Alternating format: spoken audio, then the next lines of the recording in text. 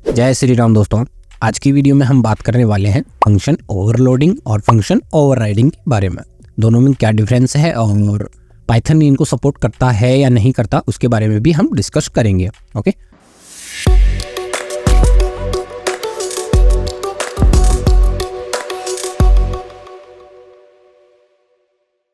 तो सबसे पहले मैं एक एग्जांपल बनाता हूं जिसके अंदर हम फंक्शन ओवरलोडिंग की बात करेंगे। तो सबसे पहले मैं क्या करता हूं, एक क्लास बना लेता हूं एग्जांपल के लिए, और क्लास का नाम मैं दे देता हूं ए। ओके, क्लास ए के अंदर मैंने एक फंक्शन बनाया जिसका नाम मैंने दिया डिस्प्ले। ओके,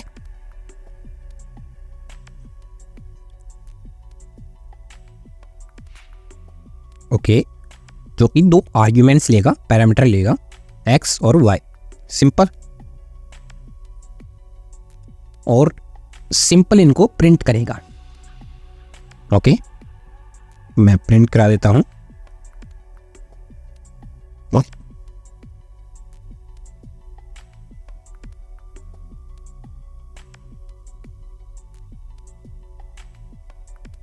ओके, सिंपल मैंने प्रिंट करा दिया।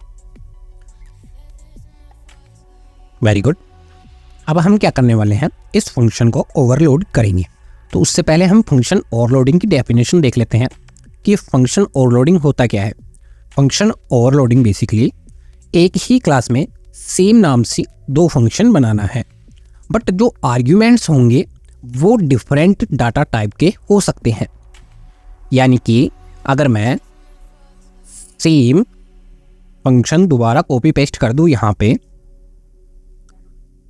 और यहाँ पे डाटा टाइप जो है डिफरेंट होनी चाहिए। सिंपल। तो जब हम रन कराएंगे इस प्रोग्राम को और इन फंक्शंस को कॉल कराएंगे तो कंपाइल टाइम चेक करेगा कि हमने फंक्शन जो बनाया है उसके अंदर जो हमने आर्ग्यूमेंट पास किए हैं वो किस फंक्शन से मैच कर रहे हैं, किस फंक्शन को कॉल कराना है। सिंपली सपोज अगर मैं x को इंटीजर डालता हूँ और y को स्ट्रिंग डालता हूँ, और यहाँ पे पाइथन के अंदर हम ये आइडेंटिफाई नहीं कर पा रहे कि कौन सा इंटीजर टाइप का है, कौन सा स्ट्रिंग टाइप का है, आप जिस टाइप का आर्गुमेंट इसमें पास करोगे वो सिंपली उसको डिस्प्ले करा देगा। अगर मैं कमेंट करता हूँ इसको और रन करता हूँ, क्लास ए के ऑब्जेक्ट को क्रिएट करता हूँ। ओके, अब ए से मैं क्या करता हूँ, डिस्प्ले फंक्शन को कॉल करता हूँ। अब मैं यहाँ पे 10 डालता हूँ फर्स्ट वैल्यू, और सेकंड वैल्यू डालता हूँ 3, या फिर स्ट्रिंग डाल देता हूँ कुछ, सपोज n डाल दिया है। ओके, मैं रन करता हूँ इस प्रोग्राम को। रन करने के लिए आपको पता है पाइथन 3 और जो भी हमारी क्लास फाइल का नेम है, सॉरी। Okay, run. हमारे पास एक एक्सेप्शन आई है, चेक कर लेते हैं। a dot display text 2 argument but 3 were given. Okay, no issue. जब हम पाइथन के अंदर कोई भी फंक्शन क्रिएट करते हैं तो हम सबसे पहले सेल्फ लिखते हैं। उसका रीज़न ये है क्योंकि जब भी हम फंक्शन को कॉल कराते हैं तो ऑब्जेक्ट बाय डिफ़ॉल्ट पास होता है, जो कि सेल्फ के अंदर हम पास करा देंगे। सिंपल। अब मैं रन करता हूँ प्रोग्राम को फिर से। ओके, इसने प्रिंट करा दिया x की वैल्यू 10 और y की value n। Okay, no issue. अब मैं क्या करता हूँ, सेकेंड फंक्शन को करता हूँ कॉल। अब यहाँ पे मैं कुछ चेंजेस कर देता हूँ स्ट्रिंग में। जब डिस्प्ले कराते हैं the value of, okay, and the value of. Very good. अब मैं रन करता हूं प्रोग्राम को फिर से। ओके, फिर से हमने सेल्फ मिस कर दिया, सॉरी, सेल्फ। मैं रन करता हूं प्रोग्राम को, तो आप देखेंगे कि हमारा सेकंड वाला फंक्शन कॉल हुआ है, बट हम आइडेंटिफाई नहीं कर पा रहे कि हमको आर्ग्यूमेंट किस टाइप के पास करने पड़ेंगे जिससे हम ऊपर वाले फंक्शन को कॉल करा सकें। ओके, तो उस चीज़ के लिए हम पाइथन के अंदर इंस्टेंस ऑफ फंक्शन का यूज़ करके सेम फंक्शन के अंदर ही वर्क कर सकते हैं। Python directly function overloading support नहीं करता।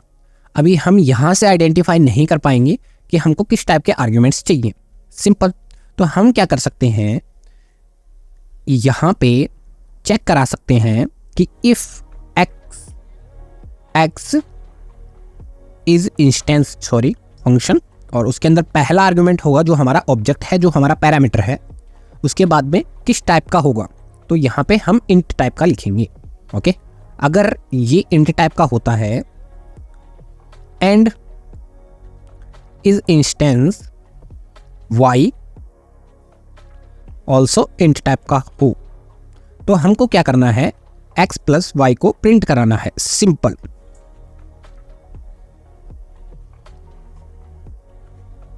ठीक है, ओके। एल्स में क्या करना है, एल्स में हम ये स्टेटमेंट डाल देंगे। सिंपल। एल्स अगर आप और भी कंडीशन चेक कराना चाहते हैं तो आप यहाँ पे एलिफ लगा सकते हैं, नो इशू। मैं रन करता हूँ इस प्रोग्राम को। ओके, तो अभी हमारा कौन सा स्टेटमेंट रन होगा, ये वाला या फिर ये वाला? तो अभी हमारा स्टेटमेंट रन होना चाहिए एल्स कंडीशन में। ओके ओके, मैं रन करता हूँ तो हमारी एल्स कंडीशन रन हो गई सिंपली। और यहाँ पे अगर मैं सेम इंटीजर टाइप की ही वैल्यू डाल देता हूँ, सपोज मैंने डाला 6,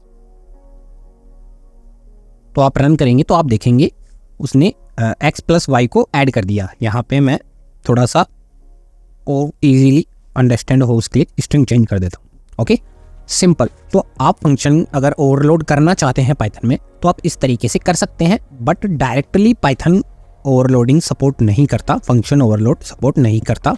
ओके, नेक्स्ट हम देख लेते हैं फंक्शन ओवरराइडिंग। तो फंक्शन ओवरराइडिंग क्या होता है? बेसिकली फंक्शन ओवरराइडिंग इनहेरिटेंस का पार्ट है। अगर मैं किसी क्लास को दूसरी क्लास के अंदर, सपोज मैंने क्लास बी बनाई यहाँ पे, और यहाँ पे क्लास ए को इनहेरिट कर लिया, और यहाँ पे सिंपली मैं पास लिख देता हूँ, और अब मैं ऑब्जेक्ट क्या करता हूँ, बी क्लास का बनाता हूँ। Okay okay, simple. अब मैं यहाँ पे रन करता हूँ इस प्रोग्राम को, तो आप देखेंगे कि हमारा फिर से इफ वाली कंडीशन कॉल हुई है और हमारा ये इफ वाला स्टेटमेंट चला है डिस्प्ले फंक्शन के अंदर। ओके, बट अब मैं क्या करता हूँ, इस फंक्शन को दोबारा क्रिएट कर लेता हूँ यहाँ पे। ओके, जो कि क्या करेगा, सिर्फ डिस्प्ले कराएगा x की value. Okay, def display. Okay okay, simple. अब मैं क्या करता हूँ, यहाँ पे प्रिंट कराता हूँ ओनली x की वैल्यू को, और y को एज इट इज ऐसे के ऐसे रहने देता हूँ, यूज़ नहीं करता सिंपल इसका, और पास को मैं हटा देता हूँ यहाँ से। ओके, तो हमने पेरेंट क्लास के अंदर एक डिस्प्ले फंक्शन बना रखा है, और चाइल्ड क्लास के अंदर भी हमने, अगर सेम नाम से फंक्शन बनाते हैं हम, तो उसको हम कहते हैं फंक्शन ओवरराइडिंग। सिंपल। अगर हम सेम नाम से सेम पैरामीटर्स के साथ फंक्शन क्रिएट करते हैं तो उसको फंक्शन ओवरराइडिंग कहते हैं। ओके, अब हम देख लेते हैं, अगर हमने सेम नाम से फंक्शन बनाया सेम क्लास के अंदर और विथ डिफरेंट आर्ग्यूमेंट, यानी कि यहाँ पे सपोज हमारे पास एक्स वाई दो आर्ग्यूमेंट्स चाहिए हमको, बट हम क्या करते हैं, इसी फंक्शन को एक सिंगल आर्ग्यूमेंट के बिहाफ पे बनाते हैं इसी क्लास के अंदर। यहाँ पे हमको y नहीं चाहिए, सेल्फ बाय डिफ़ॉल्ट पास होगा क्योंकि वो क्लास का ऑब्जेक्ट है, सो हम उसको एज अ पैरामीटर काउंट नहीं कर रहे। आप कह सकते हैं कि ये पैरामीटर है और है भी पैरामीटर, बट हम यहाँ पे जस्ट डिस्कशन के लिए देख रहे हैं कि हमारे पास सिर्फ एक आर्गुमेंट आएगा फंक्शन के अंदर जो कि हम पास करेंगे, ना कि प्रोग्राम पास करेगा बाय डिफ़ॉल्ट। ओके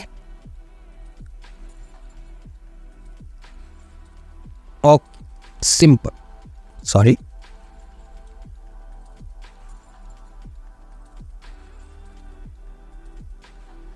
ओके, अब मैं क्या करता हूँ, ए क्लास से ए क्लास का ऑब्जेक्ट बनाता हूँ ए, और ए क्लास से डिस्प्ले फंक्शन को कॉल कराता हूँ, और यहाँ पे अब मैं दो आर्ग्यूमेंट देता हूँ।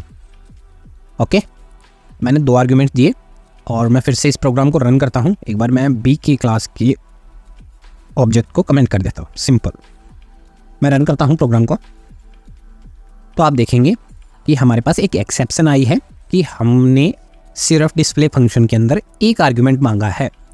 यहाँ पे हमारे पास है text two positional argument but 3 were given, यानी कि एक ऑब्जेक्ट हो गया, एक पैरामीटर हो गया। यहाँ पे हमने 2 पैरामीटर दे दिए, एक ऑब्जेक्ट हो गया, तो यहाँ पे 3 पैरामीटर हो गए।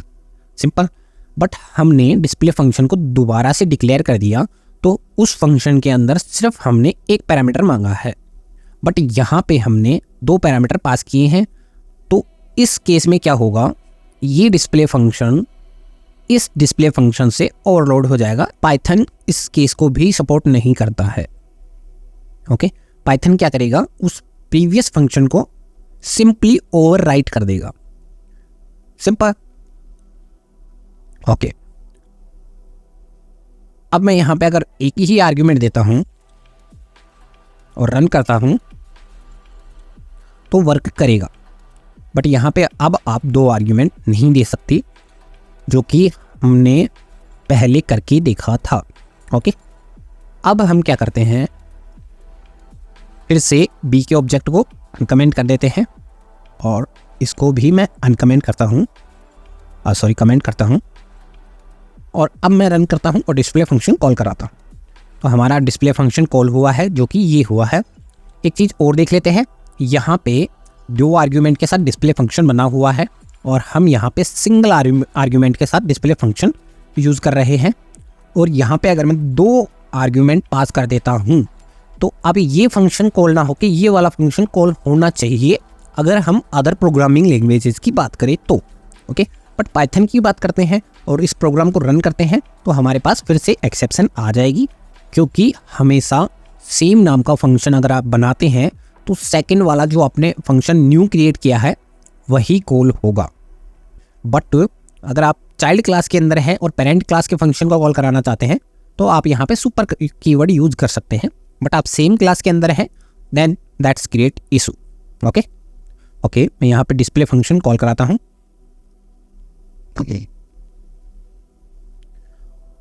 सिंपल, यहां से मैं 3 आर्ग्यूमेंट ले लेता हूं,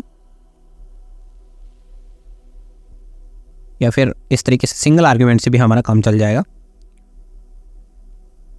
तो आप यहां पे इस तरीके से जो हमारी पेरेंट क्लास है उसके फंक्शन को कॉल कर सकते हैं और ये वर्क भी करेगा। ओके, तो आज के लिए इतना ही। उम्मीद करता हूं आपको वीडियो पसंद आई होगी। अगर आपको वीडियो पसंद आती है तो आप वीडियो को लाइक कर सकते हैं, चैनल को सब्सक्राइब कर सकते हैं, और भी जो कॉन्सेप्ट हैं हमारे पाइथन के अंदर वो सारे हम इस ट्यूटोरियल के अंदर, इस प्लेलिस्ट के अंदर डिस्कस करेंगे। एक भी ऐसा टॉपिक नहीं होगा जो हम मिस करेंगे। अगर कोई टॉपिक मिस करते हैं तो आप हमें कमेंट में बता सकते हैं, उस पर्टिकुलर टॉपिक पे हम आपकी सजेशन से वीडियो बनाएंगे। आज के लिए इतना ही, धन्यवाद।